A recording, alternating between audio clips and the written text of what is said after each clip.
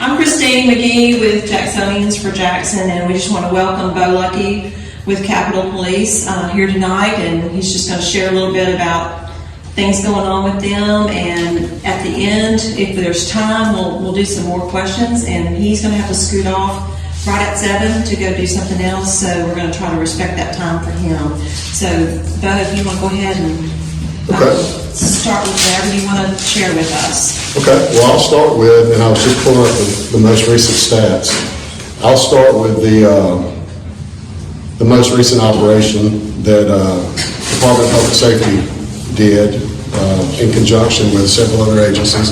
So let me go ahead and speak about that real quick.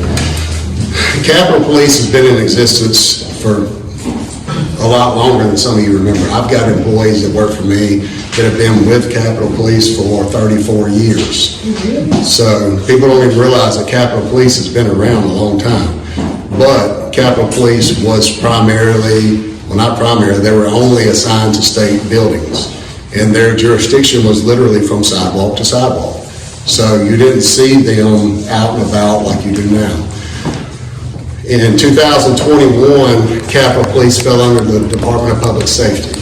When they fell under the Department of Public Safety, they started increasing the law enforcement presence of Capitol Police and changing the jurisdiction of Capitol Police to where they could be more of a force multiplier in the city of Jackson. Now, that would be around July of 2021. Now, I started May of 2022. Sorry, didn't mean to hit you. I started May of 2022. So nothing really changed until I got in there, and they asked me to build this police department that you see today. And I will go ahead and say it's still building.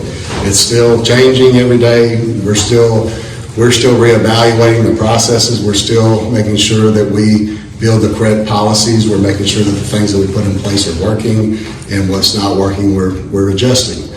So what you see today is what we started in May of 2022. Now, it has since expanded, but let me go back to Department of Public Safety. So the Department of Public Safety is the state agency that houses the Mississippi Bureau of Narcotics, the Mississippi Highway Patrol, the Mississippi Bureau of Investigations, Mississippi Homeland Security, Public Safety Planning, Driver Services, Capitol Police, the Crime Lab, Mississippi Crime Lab, the State Crime Lab, and oh goodness, I think there's 11 sub-agencies, but those are primarily your law enforcement agencies. Crime Stoppers, Mississippi Crime Stoppers is housed there.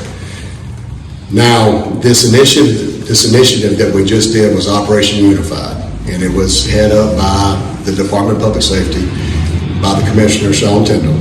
And what we did was we put together a team of not only state and local law enforcement, but federal law enforcement. Involved in that operation was Capitol Police, Mississippi Bureau of Narcotics, Mississippi Highway Patrol, Mississippi Homeland Security, Jackson Police Department, Hinds County Sheriff's Department, and then FBI, DEA, Homeland Security Investigations, which is the U.S. Homeland Security, as well as ATF, Alcohol, Tobacco, and Firearms. And we also worked in conjunction with the District Attorney in Hinds County and the U.S. Attorney, Todd Gee, here in federal courts. So all that came together as Operation Unified. And with Operation Unified, I just had somebody send me the stats so that I could make sure that I told you correctly.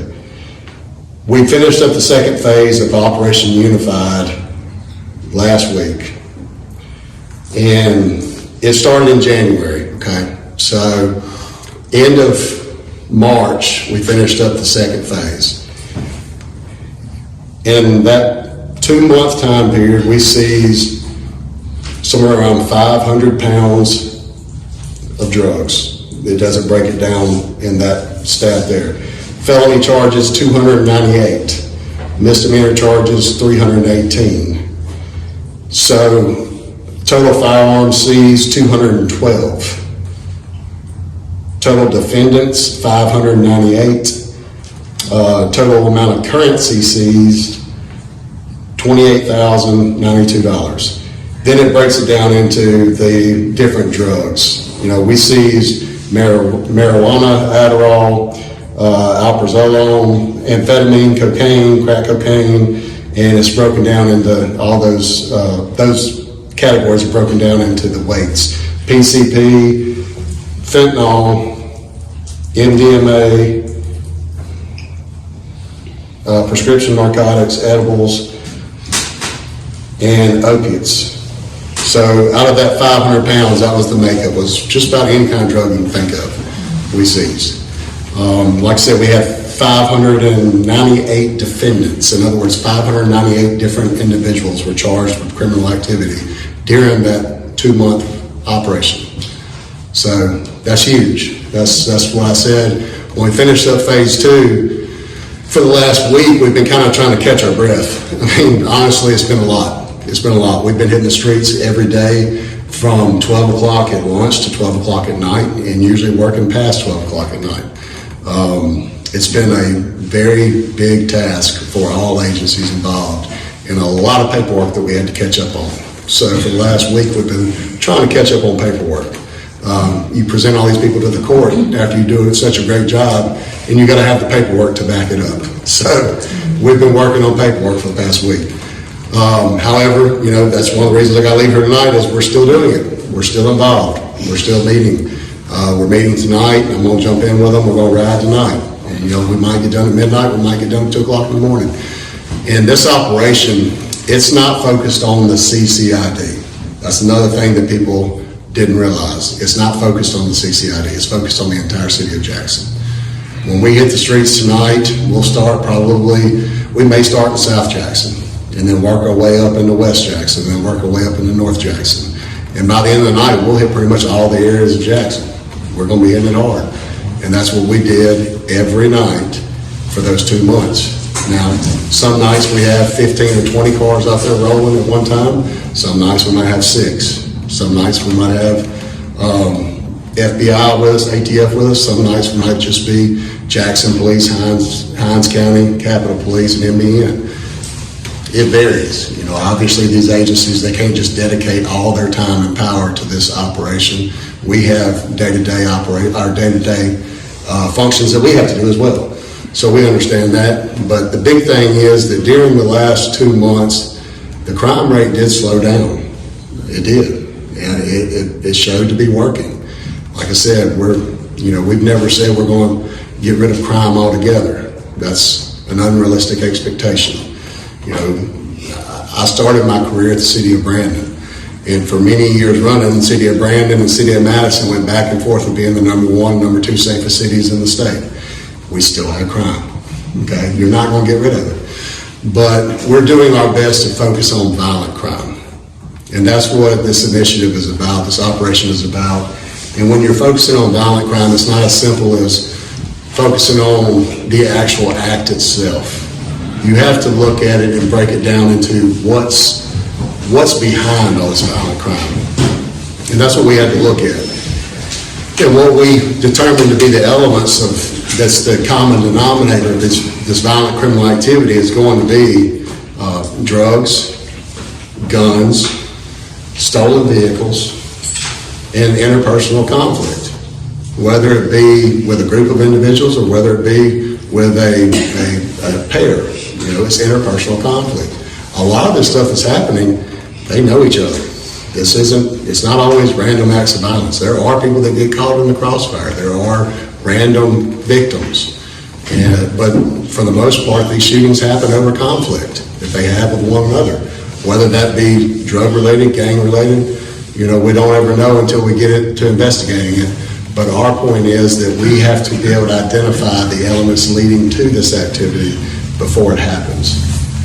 Now, go ahead. You had your hand raised for a minute. You get to.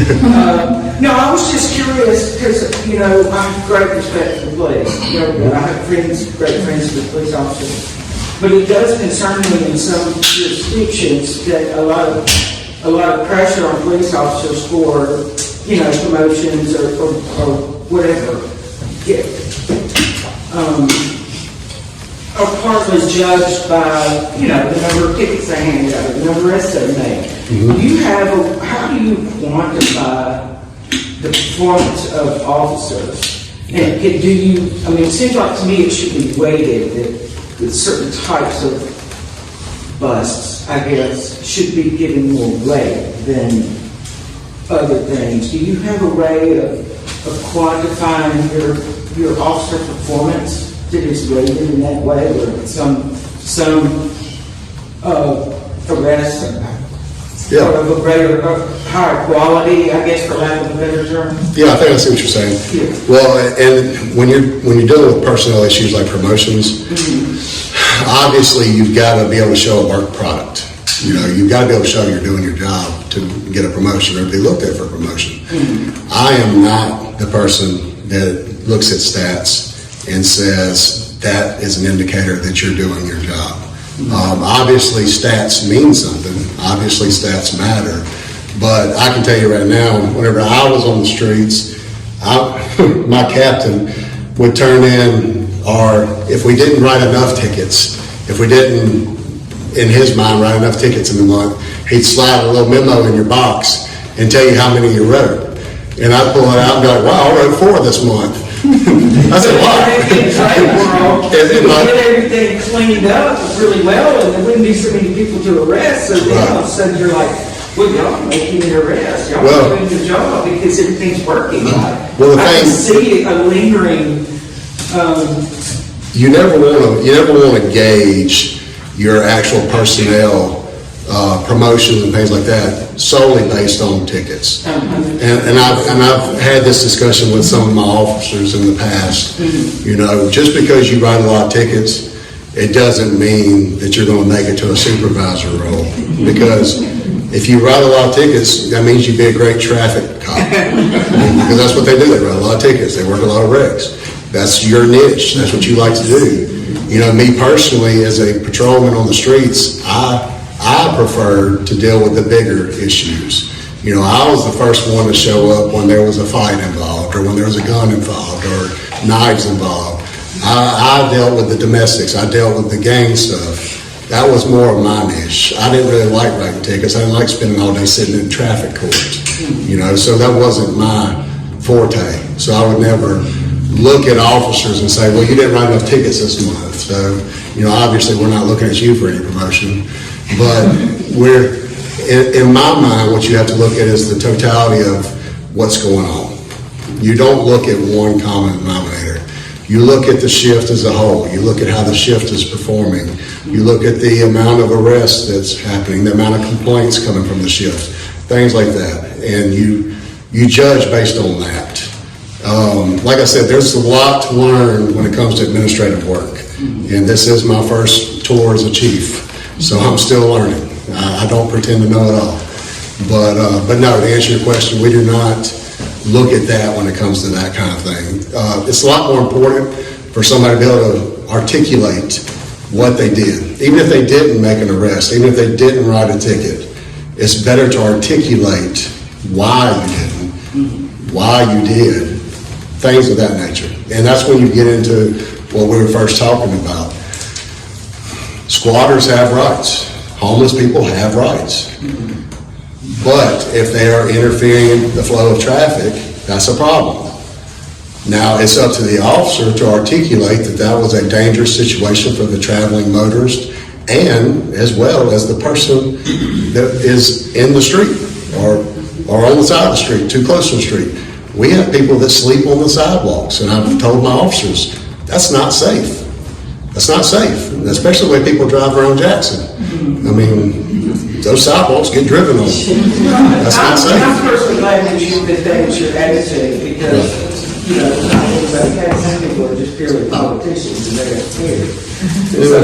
And that, I believe that's what makes you such a good and effective chief. Well, I appreciate that. Thank you. But you're not going to be here forever. I'll be here as long as I These have policies should be codified. Right. We are. We're working on that. Okay. We are working on that. That's one thing we had to do. The last time policies were updated for Capitol Police was 2016, and we didn't have jurisdiction in the streets.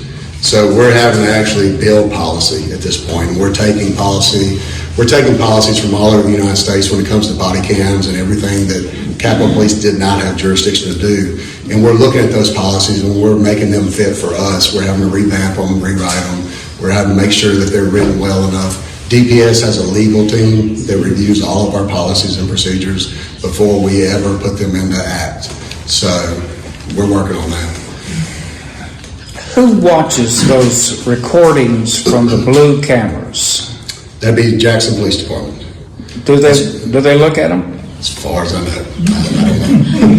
I don't work there, so I don't know. Blue cameras. The blue lights? No, they're all The ones over. that are throughout the city. Yeah, the blue light cameras. Yes, sir. You mentioned squatters have rights, and I understand you're talking about homeless people that are sleeping out, but that's kind of one of the big things in the news these days is squatters and homes. Do y'all have policies towards people that may be overtaking a home and being able to evict them? We talked about that whenever I first sat down. I think you were late in here. The property owner has the right to remove that person from that house and go forward with any types of charges that they would like to press on. And let me say this, we are working on a solution to the misdemeanor housing problem in Jackson right now. That is one of the issues, because right now, if you say, I want to sign charges on this person for trespassing, all we can do is write them a citation and give them a notice of court appearance to come to court at a later date. They don't actually get arrested and go to jail because we don't have anywhere to put them.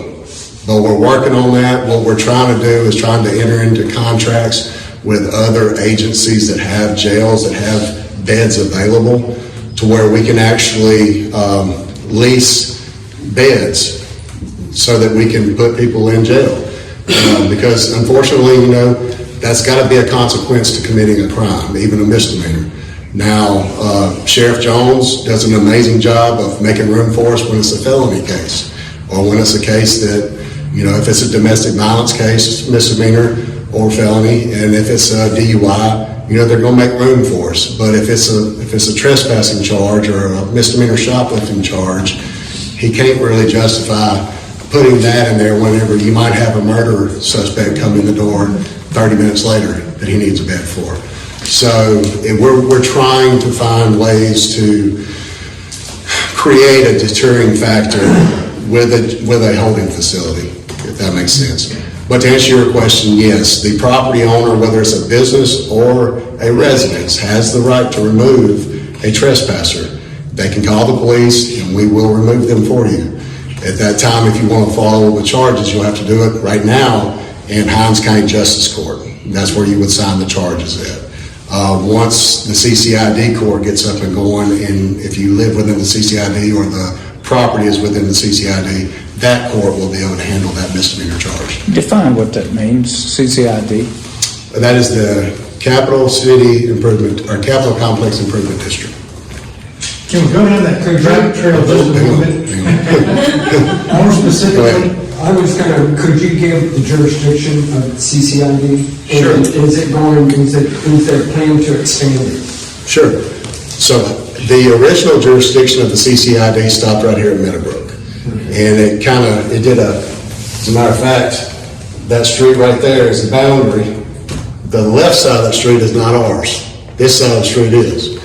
And then same thing over here at, Liz, this is Old Kent, right? So that's North State Street, or State Street? Yes. So State Street, this side of State Street is us, that side's not, to Meadowbrook. That's what it currently is today. Then it goes south to South Street. Now, when you get into downtown area, it cuts out and takes in Jackson State University, and that area surrounding Jackson State University, right there on the perimeter of the university. Then it comes back into Bailey Avenue, that area, and then cuts up north. That's your west boundary. Your east boundary is going to be over there where the museum is, the Children's Museum and all that, the Herring Gear. So from Herring Gear up to Ridgewood Road, and then just a small piece of Ridgewood Road where there's some state buildings. So most of 39211 is not in CCID. Correct. Now the new House Bill 1020 states that July 1 of this year, so in a couple months, we will extend to Northside Drive. So the CCID will move up to Northside Drive at the the first set of railroad tracks, it will start there. That will be the northwest corner of the CCID, and it will expand to the functional linear boundary of the Pearl River banks of Northside Drive. So it'll go all the way to the river, the Pearl River. Then it'll follow the river back down to Heron Gear, just like it does now. And it will then, the south boundary will extend south to Raymond Road.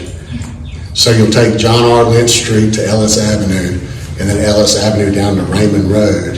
And then at the point where Raymond Road cuts across to the north side of I-20, we'll then catch the north corner or north edge of I-20 and follow it through the stack and come back up to Heron Gear. So it extends quite a bit. It doubles jurisdiction July 1. It'll go from 8 square miles to about 17 square miles. Yes, sir. Okay, piggybacking off of what Martin was bringing up, revisit this. Let's unpack the scenario and the situation. Homeowners leave to go on a excursion for the weekend. They come back and there's someone who has falsified a lease document and gotten a locksmith in place and changed the locks, and they're occupying their property. Okay. And this property has been paid for by them. They don't have a mortgage on it. Now what? What do you, or what's the scenario where that homeowner has ability to immediately get back into their home without any sort of fuss or muss going to the courts on a protracted event? I would assume that your property is still in the home to include your papers and belongings. Well, I mean, if you're talking about a weekend getaway or a week-long getaway, they're not going to move out. So I would assume that all your paperwork and belongings are still in the house. Utilities are still in your name, certainly. You're going to have proof that that's your house. They can be kicked out. They can be removed.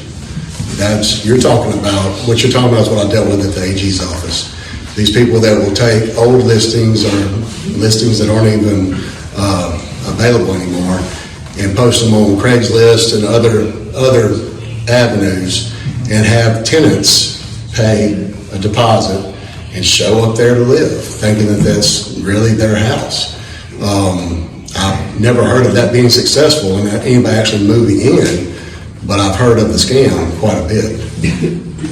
Have you heard of somebody actually taking residency? No. Okay. However, on the local news networks, that has been coming up as a subject that looks viable, that someone could actually carry forward, and you'd be basically handcuffed to a court appearance until you're able to. Absolutely. I mean, if I was a scam artist, I could take everybody's house in here is on Zillow. I could take the listing on Zillow that tells me everything about your house, create a whole other listing as a rental house, and have 15 people send me a deposit tomorrow and send out phony lease agreements.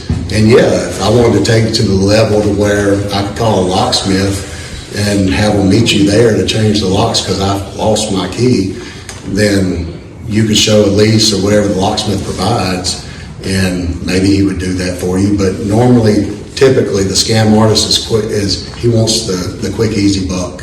He's okay with you sending the deposit and him never hearing from you again because he just wants that $500, $200 deposit, and he's getting it from you and 15 other people.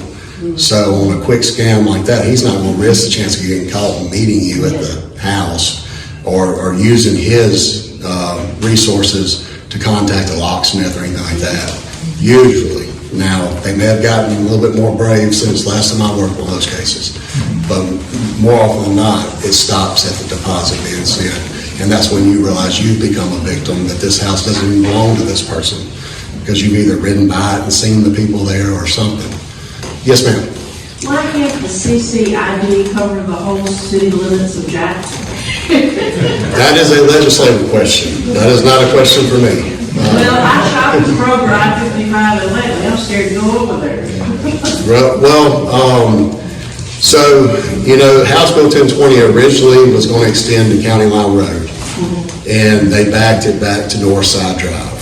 And the reason why they backed it back to Northside Drive is they realized that while while it was a good idea to expand it, it was also, or in their mind, a good idea, it's also going to be very costly because in order to maintain the law enforcement presence that you have seen in the CCID, you would have to maintain that growing forward.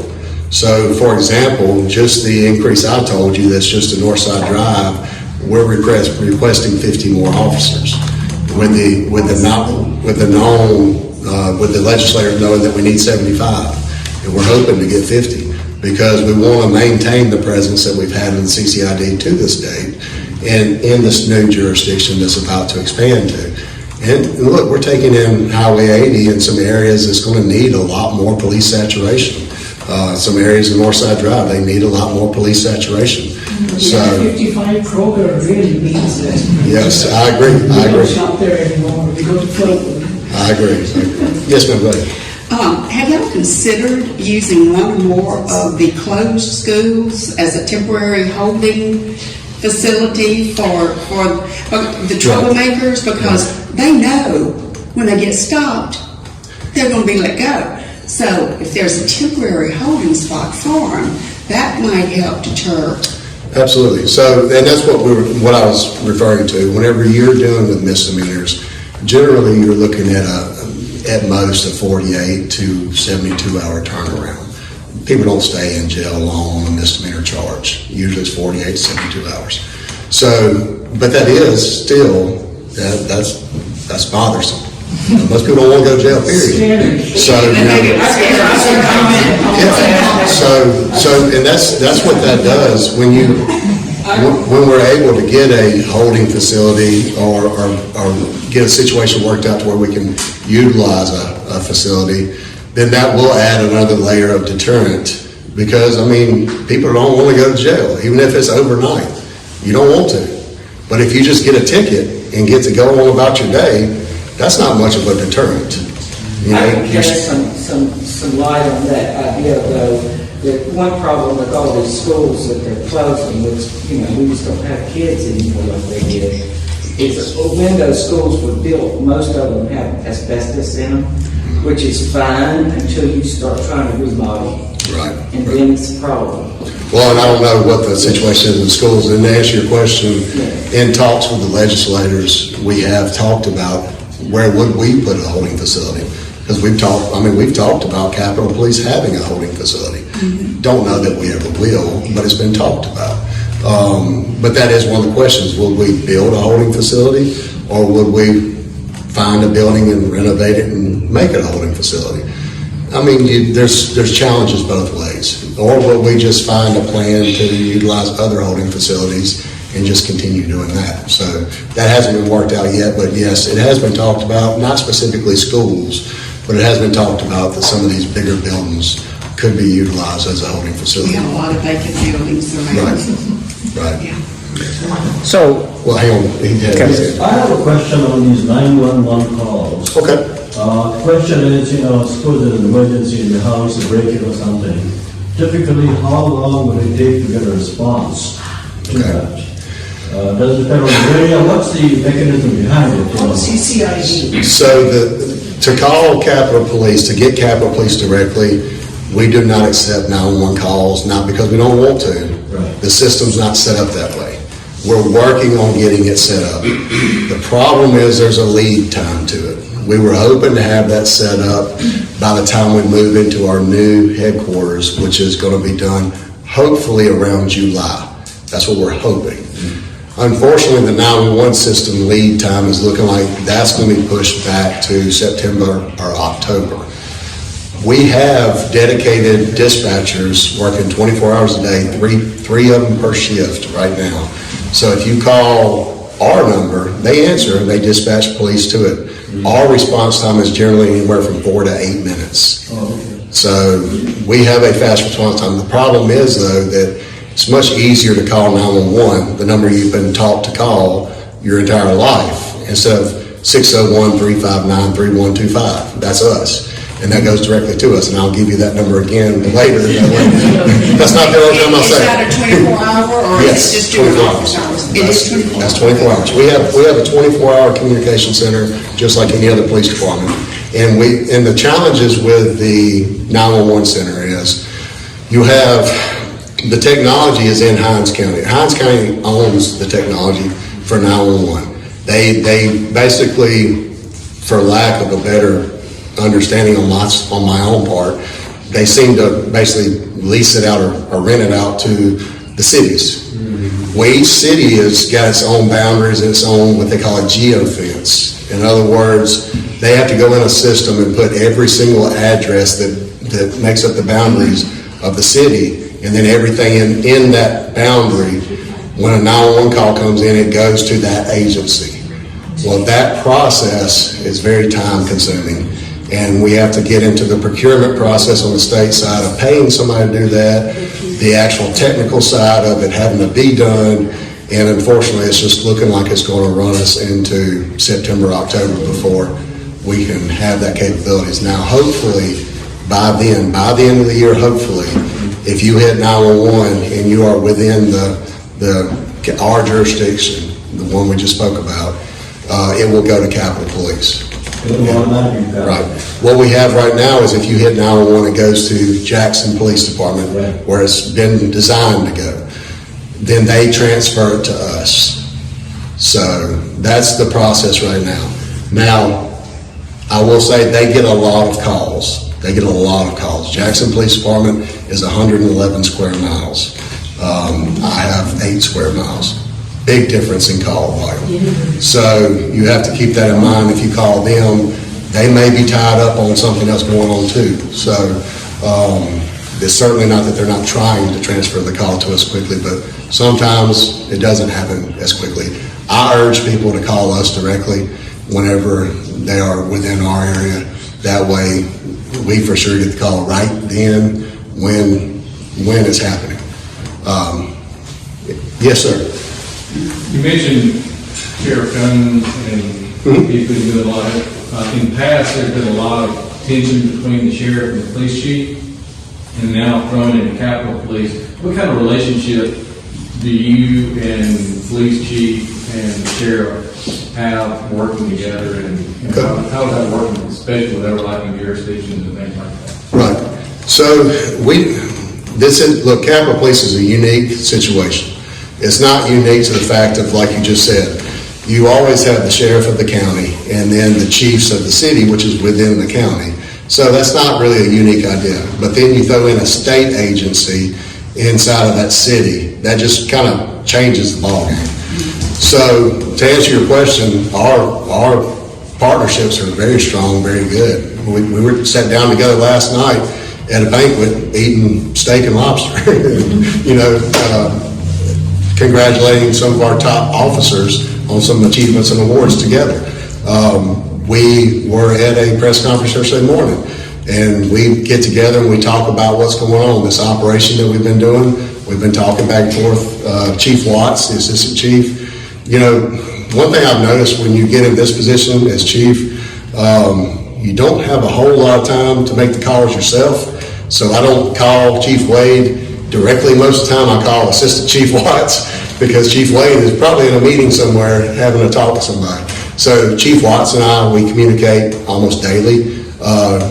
Assistant Chief Derek Jordan, who works for me, he and Tyree Jones, Sheriff Jones, they speak almost daily.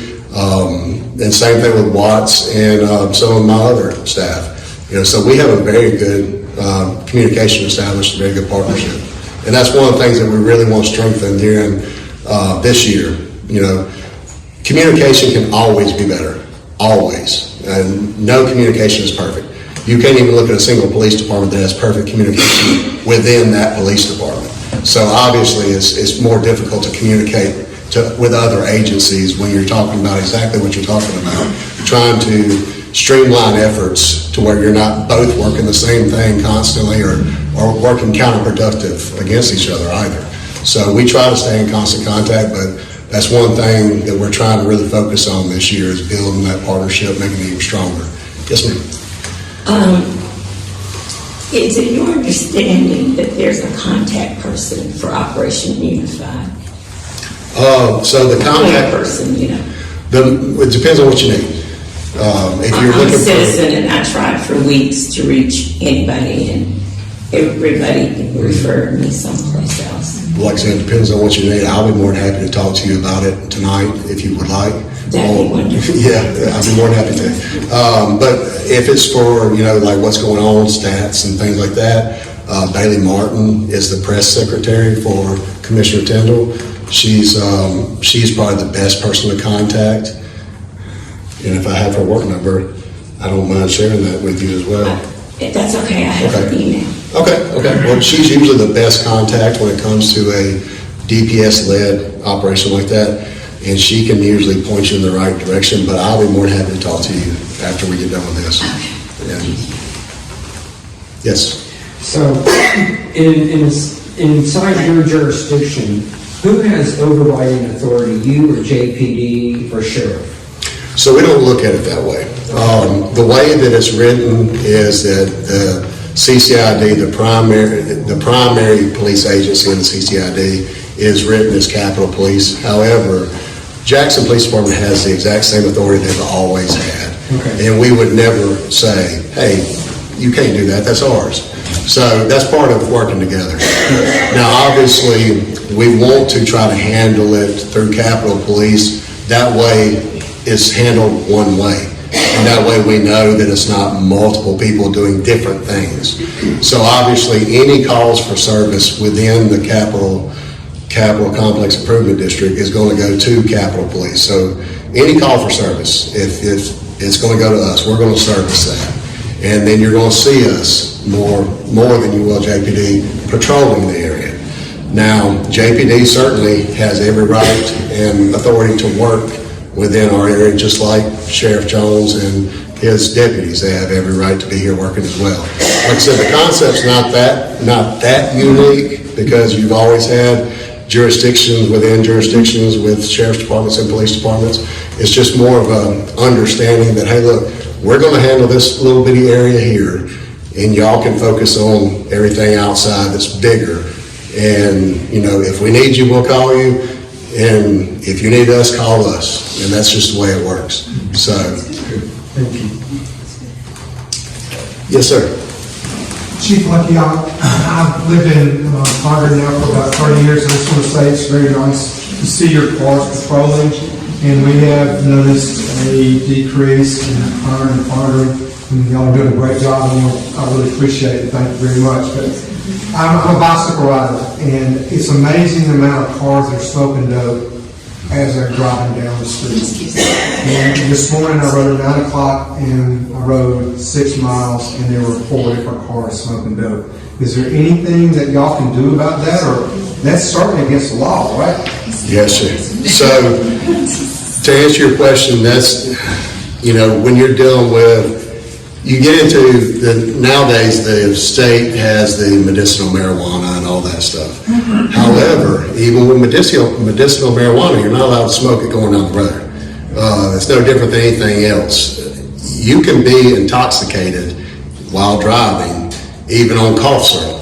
Obviously most people think of it as being alcohol related, because generally a DUI is alcohol related. But to answer your question, there is a statute that's DUI other. In other words, you're intoxicated or inebriated on something other than alcohol. So to answer your question, it is illegal.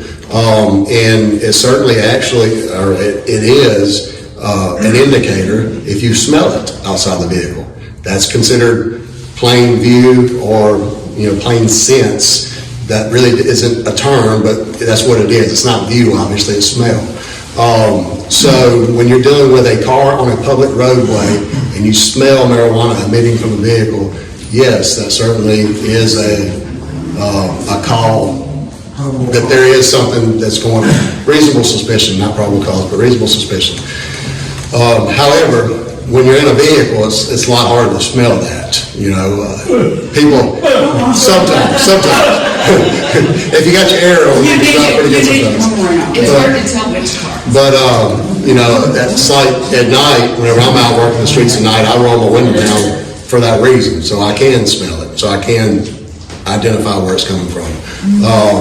But yes, it's certainly something that can be taken care of on a law enforcement level. And if the officers aren't stopping those vehicles, it may be because they're not smelling, or they can't tell for sure where it's coming from. You know, just because you smell it, especially at 9 o'clock in the morning at Fondren, there might be a good bit of traffic going through, and it might be, you might know which one it's coming from because you're on a bicycle and you know exactly which car it's coming from, but you know, an officer sitting in a car might smell and think, well, is it this car, is it this house, is it this establishment, this parked car? So it's kind of hard to pinpoint it when you're in a car.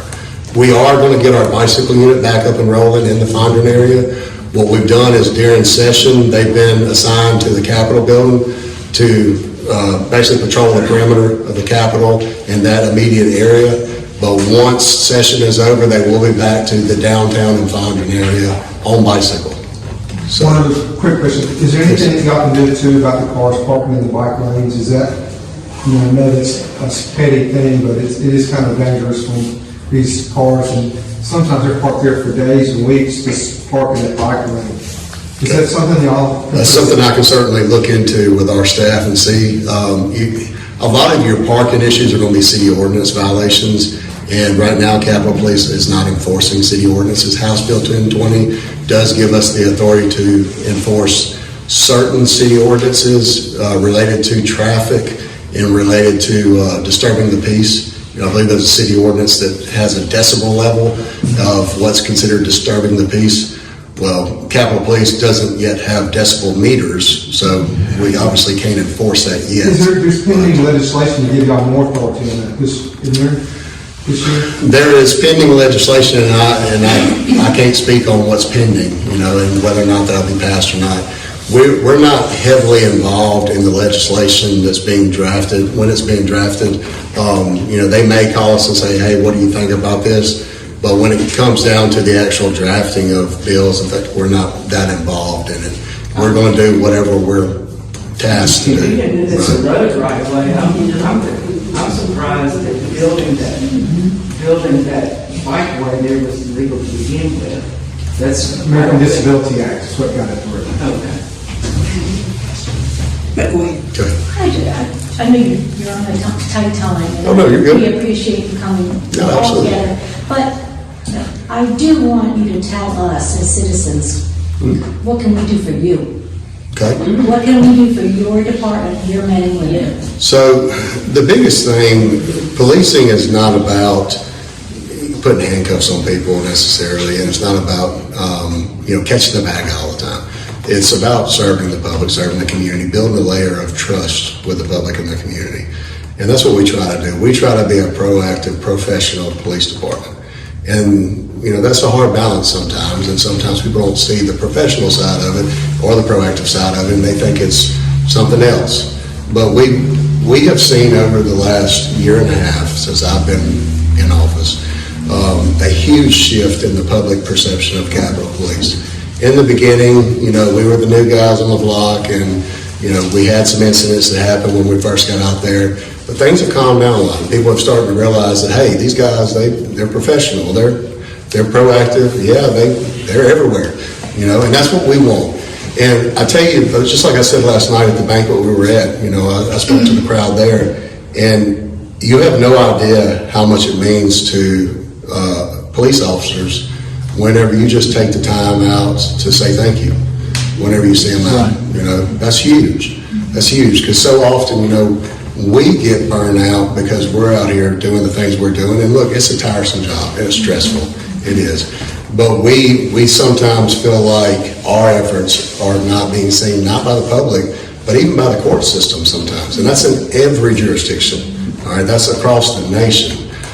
Police officers get burned out with things that happen in court because they're like, I feel like I'm doing all this work and then nothing's happening you know, nothing is justified in the court systems.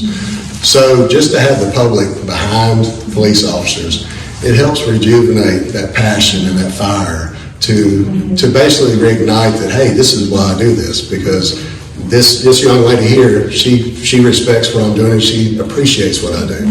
You know, I've hired a lot of officers from other agencies, and every one of them are just blown away with how much appreciation they get here in the Jackson community. And it's all across the community. Look, the first time, I'll be honest with y'all, the first time we got in a critical incident was August of 2022. And I walked West Street from Fortification all the way back to High Street by myself, just walking it, trying to get my head around what happened. And so many of the community was outside. And when I was walking on the streets, they recognized me and they said, hey chief, or hey officer, however they addressed me, thank you for being here. Thank you for what you're doing. And I was amazed by that. It's 1 o'clock in the morning. We just got in a pursuit. We got a critical incident going on. Everybody's thanking me for being here, thanking me for what I do. Like, that's huge. That's a huge thing. And, I'm just one person walking down the street in the middle of the night. But that's one thing that my guys come to me all the time and say, look, we've never been appreciated as much as we have been here. So what you're doing now is already working. I mean, what you do for us is amazing. But another thing is, we want to build a partnership with the community. We often talk about the partnership between agencies, and that's very important, especially in the situation we're in. But we need a strong partnership with the communities as well, because the community knows more about what's going on than we do. I mean, it's just like the gentleman in the back that rides his bicycle. I don't ride a bicycle through Fondren. I don't smell that.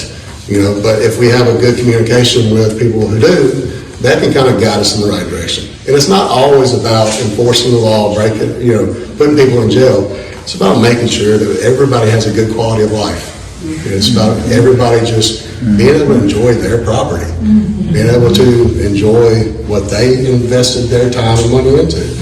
I was blown away by a lady in Midtown area who called me on the phone to tell me how much she appreciated Capitol Police. And she told me on the phone, she said, Chief Luckey, there was a time where I couldn't even leave my bedroom at night. Like, could not even walk around her house because the amount of gunfire going on was so rampant during that time. She was afraid to leave a safe area of her house and just enjoy the inside of her house, not the outside. She was afraid to go just walk across the house because she was afraid of stray bullets coming in the house. And, she wanted to call and tell me how much she appreciated Capitol Police Force. She doesn't hear that as much as she used to. And I'm going to tell you, whenever I started, you could walk outside the Woolfolk building where my office is, and it could be 11 o'clock in the morning, or it could be 11 o'clock at night, or 2 o'clock in the morning, and you would hear automatic gunfire in the area. And it was every day. And now you don't hear that as much. So it's working. I mean, the Capitol Police is doing their job. They're being seen. They're being proactive.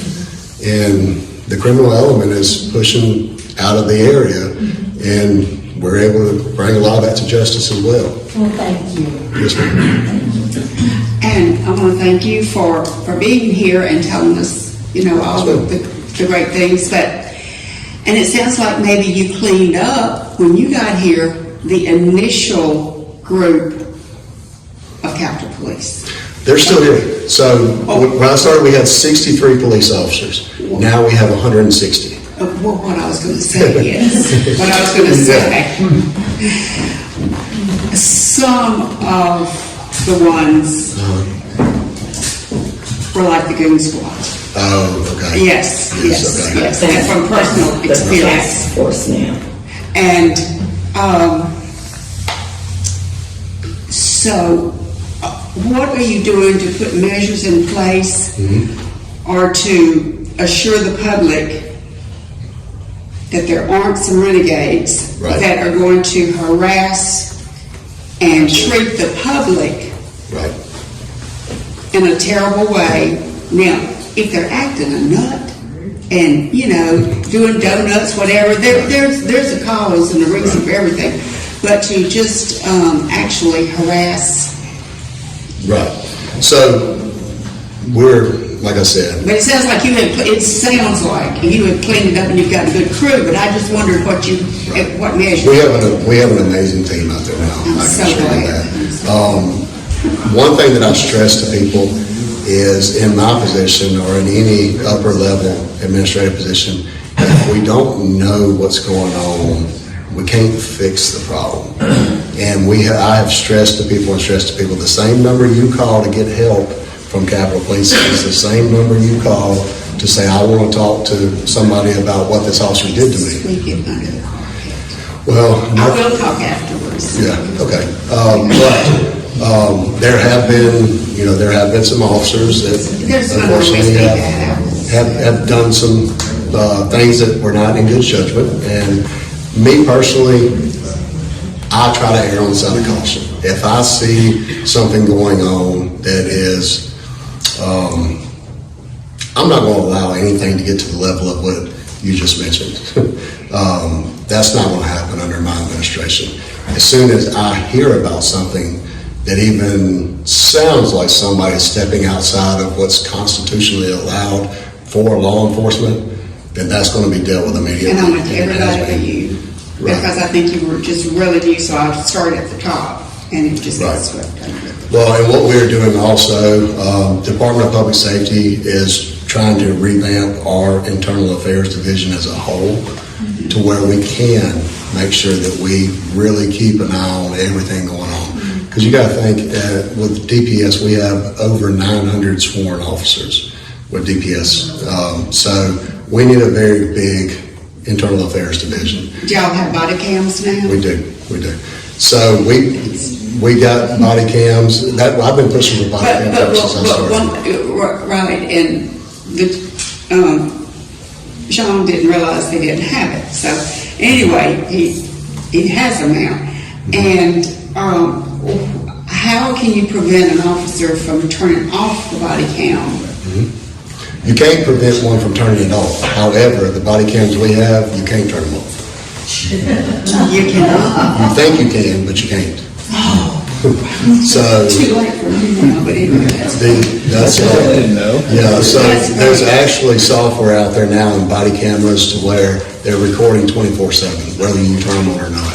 As long as the body camera is actually on, it's recording. voice, and Now, there are stipulations to that. Now, the mic doesn't always record, but the actual video records. Now, so what I say we'll do right now, why that's critical to us right now at Capitol Police, is because right now our vehicles we're still in the process of building our technology in our vehicles. Your vehicle is what controls that body camera typically. So when you hit your lights, it turns on your body camera and your in-car camera. Right now, our vehicles are not set up to do that. We're working on that. I don't know how familiar you are with the state procurement process, and I don't want to bore everybody with it, but when you're dealing with technology, you're looking at anywhere from 13 to 18 months of getting approval to buy stuff. That has to go through the Mississippi ITS, has to go through this big, long process to buy stuff. Yes. Well, and there's reason for that, because people have abused the spending authority in the past. So, these measures are there for a reason. But unfortunately, there is a long, strenuous process. I've been trying to buy tasers since I started, because we didn't have anything. We didn't have anything other than a gun. Nothing. That's all we had when I started. So we have to have alternate means of detaining somebody without using our hands or a gun. So it took a year to purchase tasers. It's taken us a year and a half almost to get body cameras and in-car cameras. We want cameras. We want that because 97% of the time, it actually shows the officer is in the right. However, there is that small percentage of time where it actually shows what's really going on, and we can take care of the problem. So these cameras that we have, like I said, the reason why these types of cameras are important for us is we don't have the software in the cars yet. We're working on some of the cars do, but it's a process of building that. They have to turn them on themselves. However, if they don't, it's recording anyways, and we can go back and pull that. So we have that now. And if they're not wearing it, they get written up. They have to wear it. And if you don't activate your camera on the scene, you get written up. So there's policy in place that says you will wear that camera and you will activate it. And just because we can still retrieve the footage, if you didn't turn it on, there's still punishment for that. So we're working on that. thank you. Yes. Give us your telephone number again. Okay, 601.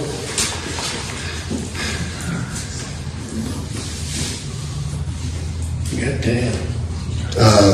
359-3125.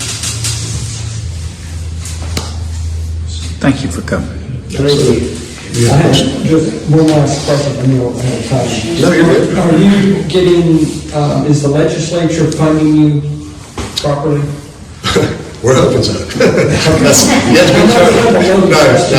it's, I will say, the support we've gotten from the legislator has been tremendous. It really has. We have more that we need, and we're hoping to get that this term.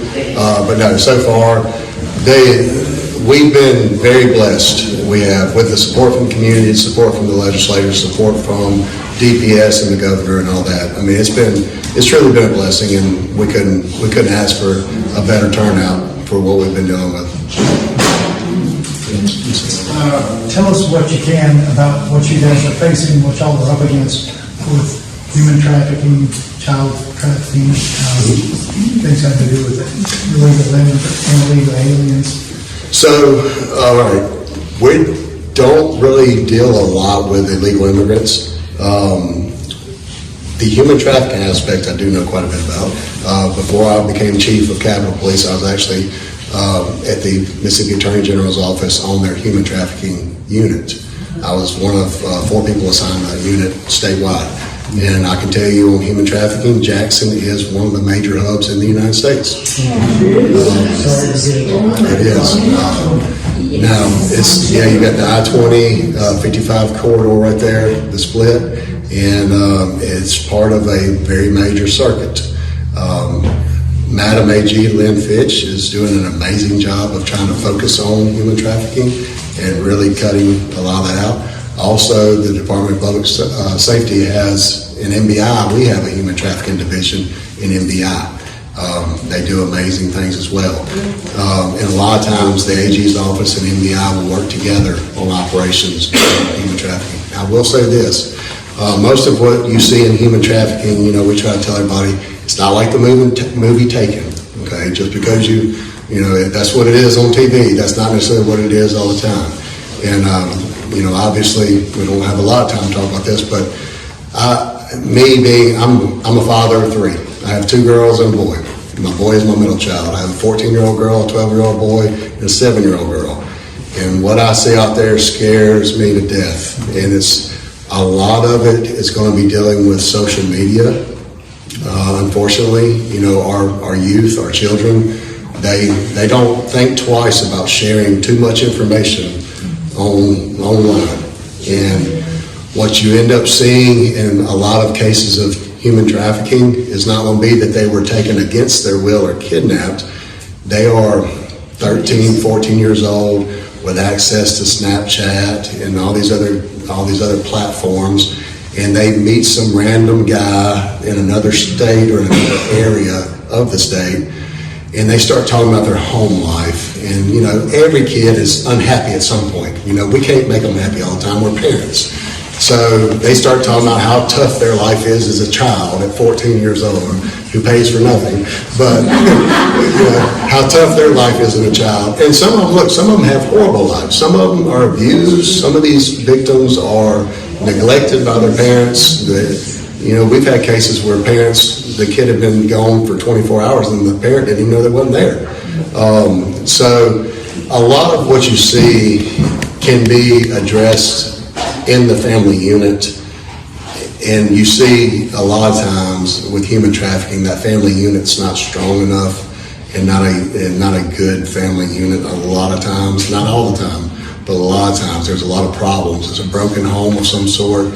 There's some kind of issue in the home, and the child is reaching out for attention somewhere else, and they find it on these social media platforms. And this knight in shining armor that's 22 years old, 23 years old, is going to come rescue this 12-year-old from this horrible environment that they live in. And they end up falling for this guy or this female, and they, for the first week or two after they run away from home and they're with this new special person that they met online, they're dating. Then the dating turns into a party scene. Then the party scene turns into drugs and alcohol. Then the next thing you know, the girl that was crying out for help from her house is now being passed around, and I hate to say that, but that's what's happening, and being used as basically in a sexual, commercial sex acts. And she may or may not even know that. And she's just trying to fit in. She's just trying to please him. She's just trying to be what she thinks he wants her to be, and that's her savior. So there's a lot of times in human trafficking that it's not it's not the chalk on the tires of the cars at Walmart. It's not, the random dollar bill that's in your windshield wiper that might have fentanyl in it. It's not that kind of stuff. It's not the van driving through the parking lot. It's your daughter sitting at home with her door closed on social media talking to who knows who. Unfortunately, that's what human trafficking, that's what a lot of it stems from now. And we try to educate parents on that. We try to educate law enforcement. Another part of human trafficking is going to be your commercial sex aspect. Unfortunately, these women that are out here, and men that are out here engaged in prostitution, they end up being abused, they end up being beaten, robbed, taken advantage of, and then here comes somebody that's going to swoop in and take care of them, protect them. I'll hold your money from you so you don't get robbed. So I'll make sure that your finances are safe with me. Mm-hmm. Well, what becomes a pimp later becomes somebody who then abuses them, then traffics them himself.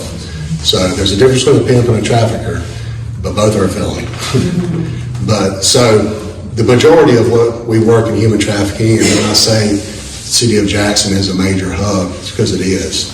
A lot of the women that we spoke to, they used to get shipped off to Vegas, but now it's Memphis to Jackson to Biloxi, over to Alabama, on into Atlanta, into Texas, back here.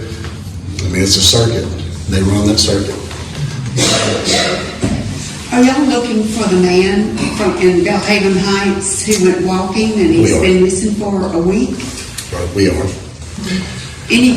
On the outfit you. Oh, that's not a real thing? I'll talk to you later about that. But I got a question for you. To improve community engagement, are you guys considering the Citizens Academy? We actually got an email about that today. Yes, my team, I laughed because literally at 4:30 this afternoon, I was looking over my emails after I got done with my last meeting for the day, and one of it was talking about our community academy, our citizen academy through Capitol Police. So yes, to answer your question, they are in the works of trying to put something like that together. Do you need please? What exactly? Oh, I'm good. If y'all got a few more questions, I need to be mindful of it. But yeah. What exactly will the Citizens Academy do? So we're not sure yet exactly what that's going to look like. It's a lot of it's going to be a lot of educational material. You won't be issued a car or a badge or a gun. I can go ahead and tell you that. But a lot of it's going to be just a chance to see what we do and what we offer and kind of what we go through on a daily basis and how we can better serve you and the training we go through and the training that all the things that we have to learn and stay on top of. It's just a lot of information, basically. Great for networking. Right. Great for networking. Well, and JPD had a Citizens Academy where one of the nights you actually were in the back seat or front seat or whatever in the vehicle to just appreciate what you go through. And we may do a ride along in the academy. It's going to involve some waivers because it's not for everybody. It's a dangerous activity, but yeah, we may throw that aspect in there. Just a quick question. Is there a way to differentiate when you see a policeman, whether he's with your organization or the JPD or any other things, or how does that, when you see somebody, how do you know? Okay, so the easiest way for me to explain that, well, the car, first of all. The car, we have the black and white police cars. Jackson Police Department has the orange stripe, and then, of course, Hinds County, most of theirs are still white, I believe, with the county emblem on the side. But then when you're looking at the officer himself, deputies wear, well, the badge, most deputies, I believe they wear a star badge. And then, of course, the Capitol Police, we have a state emblem, and then JPD, they have a shield. bigger badge. But then also JPD has a circular light blue patch. All of our patches are the same shape. However, a patrolman's is blue and a supervisor's is yellow. But it's the same big shape. And then, of course, a deputy wears a brown uniform usually, or a tan color uniform, depending on the agency. But Hinds County, I believe they wear the brown uniform. But basically, it'd be the badge that you have. That's the biggest indicator. That and, well, obviously, a deputy's going to have, like I said, a brown uniform. Right. And then whenever I look at a JPD officer, you know, a lot of the collar brass may be the same, but the patch on the side's different, and then the badge is different.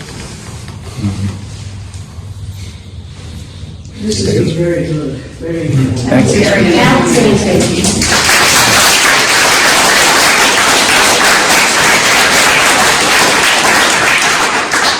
All right, we're done.